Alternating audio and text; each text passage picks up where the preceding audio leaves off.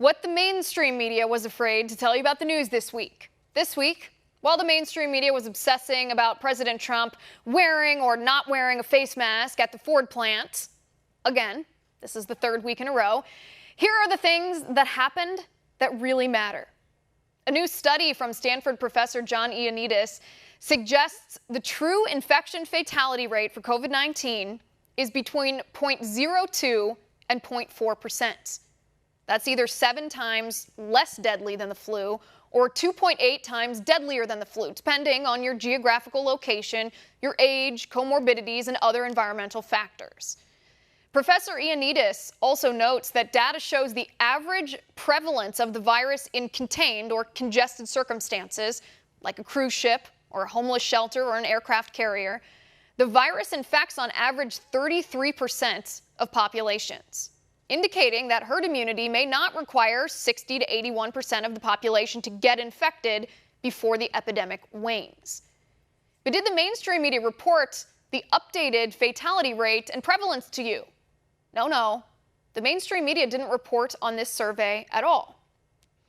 A 2006 survey of disease mitigation strategies, this written by several top epidemiologists, called lockdown-style quarantines a throwback to antiquated disease theory and said lockdowns should be eliminated from serious consideration as a disease mitigation measure. According to the survey, and I quote, "There are no historical observations or scientific studies that support the confinement by quarantine of groups of possibly infected people for extended periods in time in order to slow the spread of influenza." The survey says the negative consequences of large-scale quarantine are so extreme, forced confinement of sick people with the well, complete restriction of movement of large populations, difficulty in getting critical supplies, medicines, and food to people inside the quarantine zone, that this mitigation measure should be eliminated from serious consideration, end quote. But did the mainstream media report this to you? Nope. The mainstream media was totally quiet as our politicians ignore the science and impose lockdowns anyway.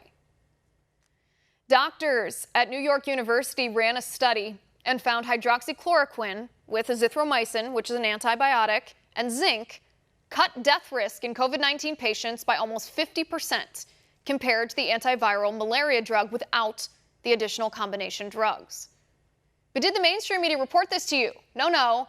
The mainstream media was too busy freaking out about the fact that President Trump says he is taking hydroxychloroquine to report the facts.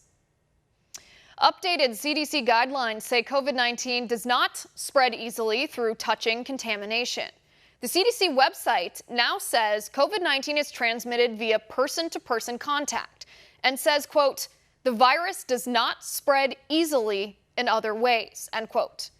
The CDC also says about transmission via surfaces, quote, "This is not thought to be the main way the virus spreads, but we are still learning more about this virus," end quote. But did the mainstream media headline this relatively bombshell update? No, they did not. An Ohio judge named Eugene Lucci struck down Ohio Health Department Director Amy Acton's lockdown order, calling it unreasonable, arbitrary, and oppressive. Lucci says Acton has no authority under any Ohio statute to lock down healthy people who haven't been exposed to the virus indefinitely. He struck down her order that banned gyms from opening because she deemed them non-essential. Gyms in Ohio are now able to reopen immediately. But did the mainstream media report this to you? The mainstream media barely mentioned it. The mainstream media doesn't care to report any of that to you, so we will.